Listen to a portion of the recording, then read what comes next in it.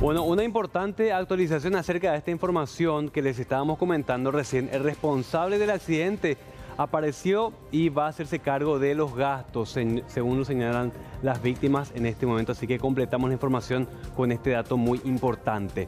Bueno, una situación alarmante que nos debe llamar la atención a todos.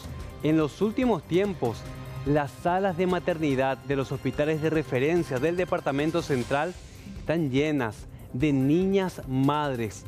Y ojo con esto que les vamos a contar porque es verdaderamente preocupante. Estamos hablando de niñas de 13, de 12, de 11 y hasta de 10 años de edad que están dando a luz en el Departamento Central. Y decimos central porque teóricamente es un departamento en donde circula mucha información. Obviamente están los centros de referencia más importantes, pero esto no es suficiente. Continúa en aumento y es alarmante. Lo que dice Salud Pública, el cuerpo de las niñas a cierta edad puede generar hormonas, pero no está preparado ni físicamente ni mentalmente para dar a luz ni para tener un embarazo. El cuerpo de las niñas no está preparado físicamente y mucho menos mentalmente para tener un embarazo. Y las cifras son realmente preocupantes. Vamos a repasarlas rápidamente. Solamente del año 2022, fíjense, hubo 13.500 partos de niñas entre 10 y 19 años.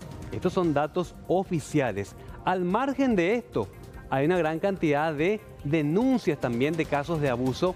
Vamos a ver la siguiente placa, por favor. 4.184 casos denunciados por abuso, aunque los números serían mucho más altos. La mayoría en el entorno familiar y en algunos casos el abuso resulta en embarazo. Bueno, y otro dato muy importante, ¿qué dice? Hoy consultamos con la ministra de Salud.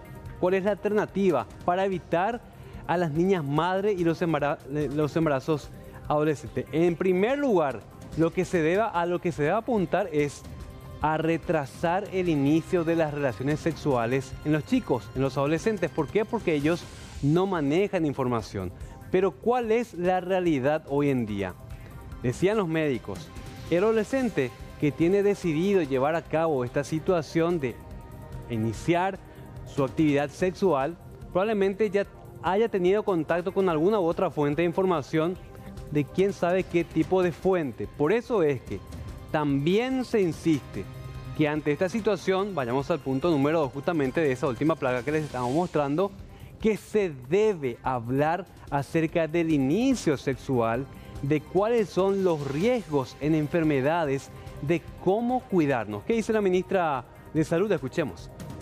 Porque a lo mejor tiene las condiciones hormonales para quedar embarazada, pero no tiene las condiciones físicas para llevar adelante un embarazo, porque el cuerpo a lo mejor todavía no está maduro para poder tener un embarazo, y eso es una problemática que lo venimos viendo hace años, y sí tenemos que trabajar muy de cerca con el Ministerio de Educación, trabajando en lo que es la educación sexual y reproductiva e incentivando que los adolescentes no inicien en forma precoz relaciones sexuales, y si inician en forma precoz, que veamos el abanico de planificación familiar que se tiene para que estos adolescentes no queden embarazadas.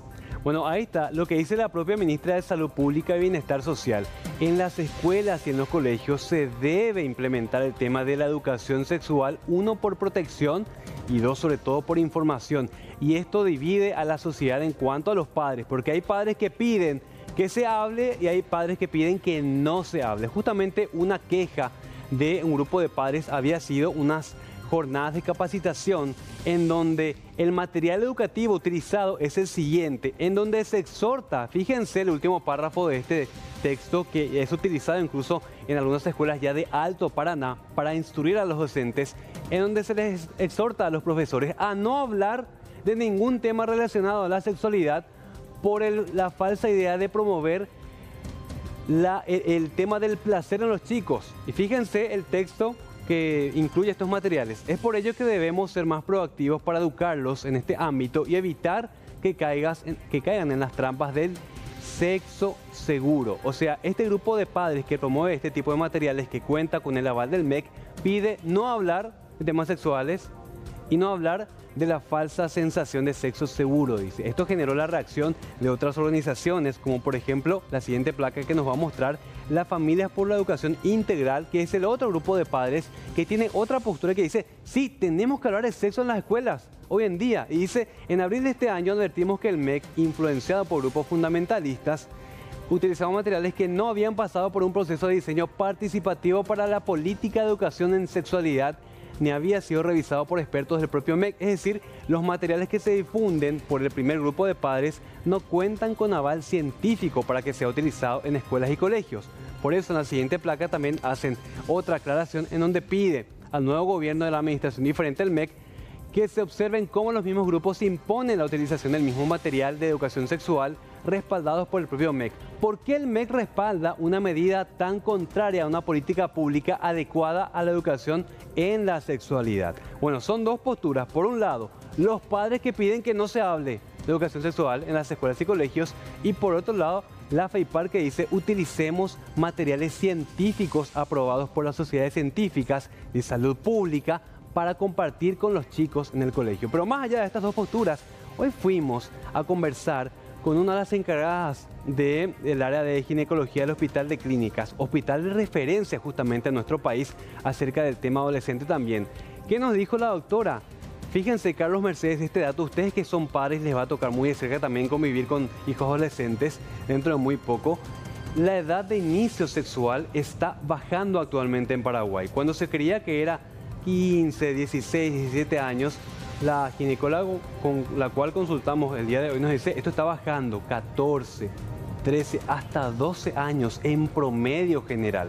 Y son chicos que se llegan a enfrentar con esa situación sin tener la más mínima herramienta o información acerca de, más allá de ese momento, cómo cuidarnos en el antes, en el durante y el después del acto sexual.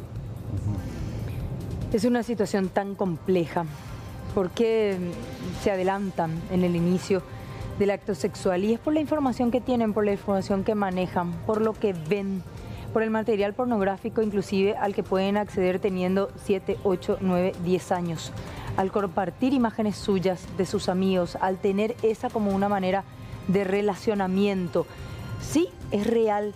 Vemos a nuestros hijos como todavía nuestros bebés, sin embargo tienen acceso, si no controlamos, a material que puede llegar a ser sumamente dañino para ellos.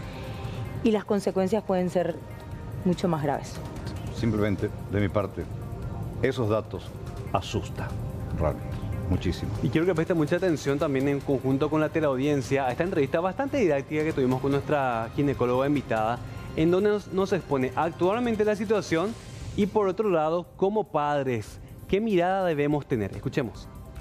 Y ellas acuden, en principio, ¿verdad?, desorientadas. Muchas, se divide el embarazo en adolescentes de 15 a 19 y de 10 a 14, ¿verdad? Estas pacientes de 15 a 19 años, si bien tienen cierta madurez, igualmente son por actividades de conductas de riesgo o son porque no acudieron temprano para recibir información, porque existe una gama de posibilidades para evitar el embarazo. Tenemos muchos métodos anticonceptivos de manera gratuita para que las pacientes conozcan y puedan evitar un embarazo no intencional o un embarazo no planificado. ¿Considera, doctora, que en el entorno de confianza de la escuela o del colegio se debe empezar a hablar del tema, se debe informar a los chicos? ¿Cuál es el escenario ideal? El escenario ideal es ese que vos estás mencionando. Hablar a los chicos en su idioma y en su entendimiento. Un chico de preescolar debe saber entender qué es el nene, qué es la nena, diferencias de cuerpos, qué áreas se pueden tocar, qué áreas no se pueden tocar. Y séptimo grado en adelante sí mostrar, hablar de, también no en un término muy directo, muy tosco, ¿verdad?, pero de los cuerpos, de la diferencia, de relaciones sexuales, de infecciones de transmisión sexual. Pueden acudir solos o acompañados y que entonces los padres acudan también a estos servicios para que sepan que nosotros no queremos separar a padres de hijos. Nosotros queremos mediar y no tenemos ningún problema en explicar a los padres cómo llegar a sus chicos. Es difícil, todos los padres, todos estamos aprendiendo constantemente. Es difícil tratar con el adolescente, son muy cambiantes, son rebeldes de por sí porque por su crecimiento, pero asumen conductas de riesgo porque todavía no han desarrollado toda la parte neuronal que toma conciencia de los actos, y eso tenemos que saber, eso tienen que saber los padres. Bueno, mañana vamos a seguir dando seguimiento a este tema con otros casos. Pero fíjense, volviendo a la polémica de los padres que quieren y que no quieren que se hable de este tema en las escuelas, la autora de los materiales en donde se recomienda que no se hable de este tipo de temas en las escuelas, señala que debe existir un acercamiento ante figuras masculinas relacionadas a la religión, como una especie de protección. Pero en algunos casos también se debe tomar mucha atención con esto, Carlos.